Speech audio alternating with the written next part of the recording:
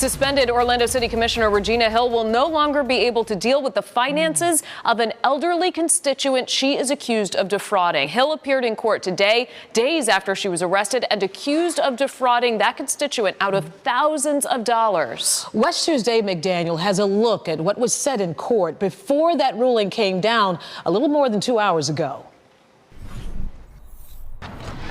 I'm trusting the process and I'm trusting God. Regina Hill shortly after a judge granted a permanent injunction, putting a woman claiming to be a longtime friend of the 96-year-old's family in charge of the woman's legal decisions. Miss Alexander is going to make sure that she has the round-the-clock care that she needs, if that's what she needs. Hill briefly taking the stand while saying, "Sir, I have a criminal case pending and I'm invoking my Fifth Amendment, my rights." the woman holding the power of attorney right now says her mom was a lifelong friend of the victim, and she felt Hill's power of attorney was not properly obtained. I wanted to ensure that she was not being taken advantage of. The printed date of the signatures of the witnesses is different than the date for the notary.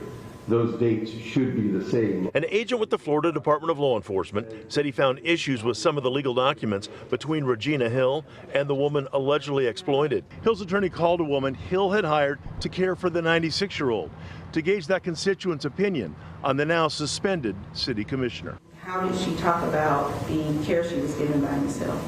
She always said, "Miss Hill is very good. Do you know Regina Hill, the commissioner? She's the one to take care of me." The judge deciding to make the injunction permanent, keeping Regina Hill away from the woman with a new power of attorney. We can just be rest assured now that Miss Hill is not going to be able to get back in and not be able to access those accounts anymore. And I love her.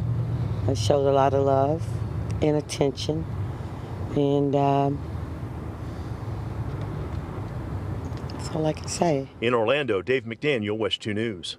Of course, the criminal case is a separate legal process, even though portions of what was found in that investigation was repeated today in court.